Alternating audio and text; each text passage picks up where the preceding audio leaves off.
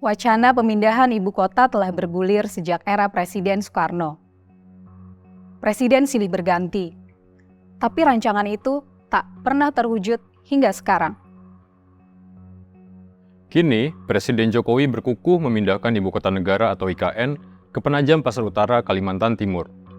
Lalu, bagaimana ide itu pertama kali muncul? Dan inilah Putar balik.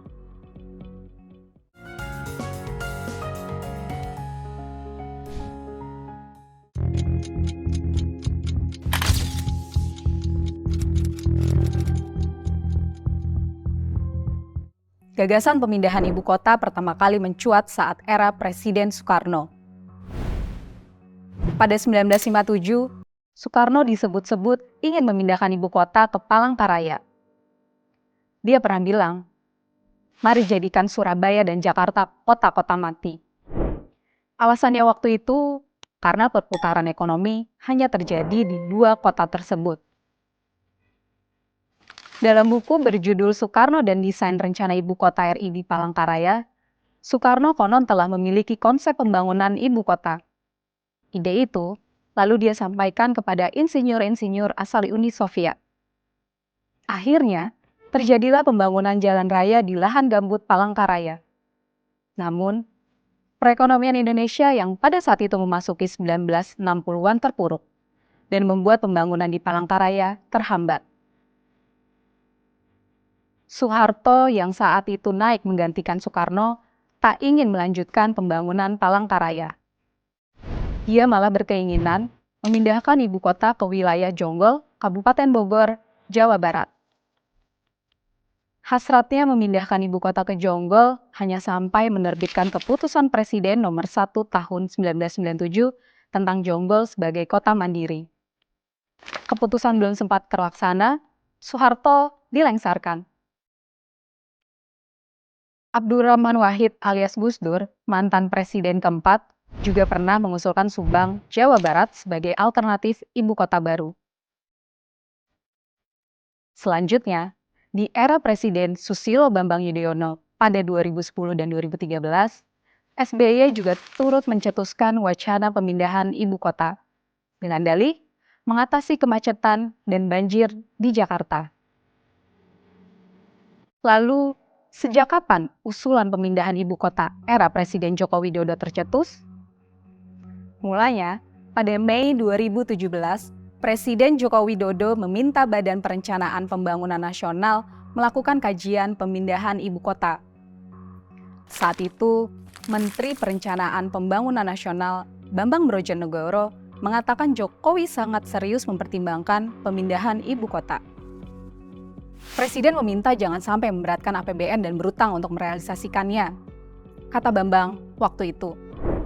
Bambang mengatakan kajian pemindahan ibu kota itu baru dimulai dan diperkirakan selesai di 2019. Dalam rapat kabinet terbatas pada April 2019, Presiden Joko Widodo memutuskan memindahkan ibu kota dari Jakarta keluar Jawa. Jokowi beralasan, beban Pulau Jawa, khususnya Jakarta sebagai pusat pemerintahan dan bisnis sudah terlampau berat, sehingga dibutuhkan kota lain sebagai ibu kota baru. Waktu itu, ada 3 kandidat wilayah ibu kota baru, yakni di Sumatera, Kalimantan, dan Sulawesi. Tapi Jokowi menilai Sumatera dan Sulawesi kurang ideal karena tak persis berada di tengah-tengah wilayah Indonesia. Kalimantan kemudian dipilih menjadi lokasi untuk ibu kota baru. Selain letaknya di tengah Indonesia, alasan lain adalah karena Pulau Borneo itu minim resiko bencana. 4 bulan berselang, Jokowi mengumumkan keputusan pemindahan ibu kota, tepatnya pada Agustus 2019.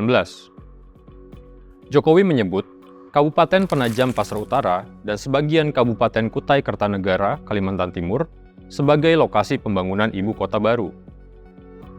Keputusan itu membuat publik bertanya-tanya, seperti apa detail analisis pemindahan ibu kota baru? Kepala Badan Perencanaan Pembangunan Nasional, Bambang Brojonegoro, bahkan baru menyetorkan hasil kajian pemindahan ibu kota negara kepada Jokowi 3 hari sebelum pengumuman pada 26 Agustus 2019. Detail analisis yang diklaim disiapkan selama 2 tahun tersebut ternyata masih misterius karena tak diungkap ke publik. Rencana pembangunan IKN itu terburu-buru dan menuai kritik dari berbagai kalangan.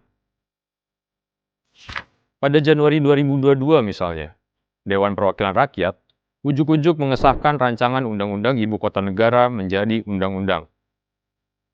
Payung hukum untuk Ibu Kota Negara itu dibuat secara kilat dan tertutup. Hanya butuh 43 hari bagi pemerintah dan DPR meloloskan undang-undang tersebut. Dari mulai pembentukan panitia khusus, pembahasan, hingga pengesahannya. Undang-Undang Nomor 3 Tahun 2022 tentang Ibu Kota Negara itu kemudian digugat masyarakat sipil. Mereka yang mengajukan gugatan, diantaranya adalah Busro Mukodas, Aliansi Masyarakat Adat Nusantara, dan Yayasan Wahana Lingkungan Hidup Indonesia atau WALHI. Mereka menggugat karena belet itu dinilai tidak mengakomodir partisipasi publik. Namun, Ketua Majelis Hakim Mahkamah Konstitusi Anwar Usman, yang juga merupakan adik ipar Jokowi, menolak gugatan itu pada Mei 2022. Tak hanya prosesnya yang tak transparan, pembangunan IKN ini juga berpotensi menimbulkan berbagai masalah. Misalnya, perampasan ruang hidup warga setempat maupun masyarakat adat. Warga Pemaluan, Kecamatan Sepaku, Kabupaten Penajam Pasir Utara, Kalimantan Timur, pernah dibuat geger oleh otorita IKN. Otorita IKN bersurat kepada warga setempat untuk mengosongkan tempat tinggal mereka karena masuk kawasan ilegal. Padahal, di wilayah tersebut terdapat kampung tua sabut yang dihuni masyarakat adat suku Balik dan Pasir yang telah ada jauh sebelum IKN ditetapkan.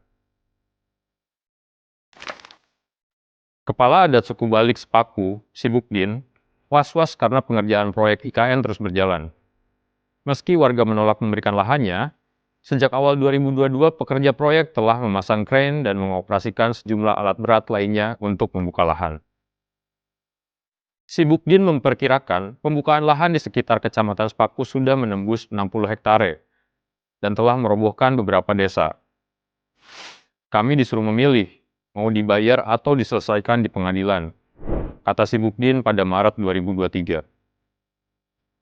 Tapi, juru bicara otorita IKN, Troy Pantau, mengklaim penggusuran itu tidak dilakukan semena-mena.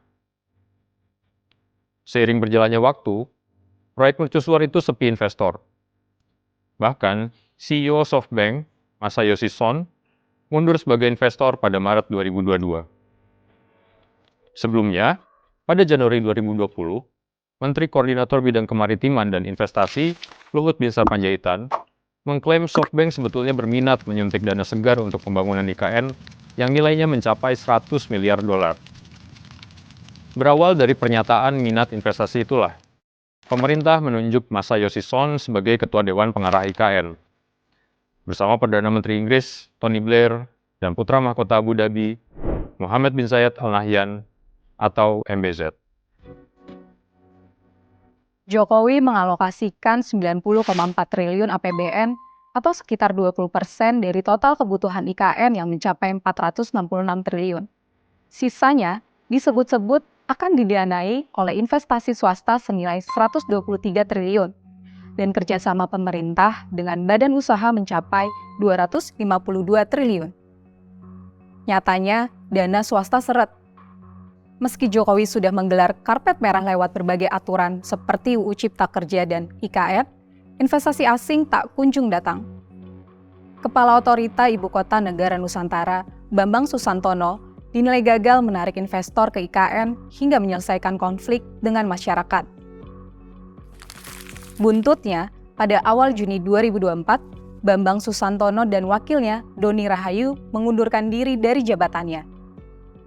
Pengumuman itu diumumkan oleh Menteri Sekretaris Negara Pratikno di Istana Kepresidenan.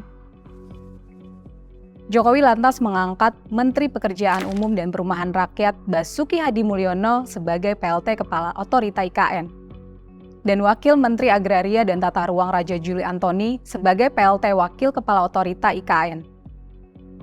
Dengan tumpukan persoalan itu, Presiden terpilih Prabowo Subianto dikabarkan tak terlalu antusias buru-buru merampungkan pembangunan Ibu Kota Nusantara. Dua petinggi tim kampanye nasional Prabowo mengatakan, tak ada pembahasan IKN dalam setiap pertemuan Prabowo dengan para ketua umum partai politik penyokongnya. Tapi, Bendahara Umum Partai Gerindra yang juga anggota gugus tugas sinkronisasi, Thomas Jiwandono, mengatakan Prabowo berkomitmen melanjutkan pembangunan IKN. Dalam Qatar Economic Forum pada Mei 2024, Prabowo mengatakan pembangunan IKN memerlukan waktu 25-30 tahun. Pembangunan awal mesti menggunakan sumber dana dalam negeri dan kemudian dari luar negeri. Ibu kota ini merupakan proyek politis, ujar Prabowo. Akankah Prabowo melanjutkan IKN? Tulis pendapatmu di kolom komentar.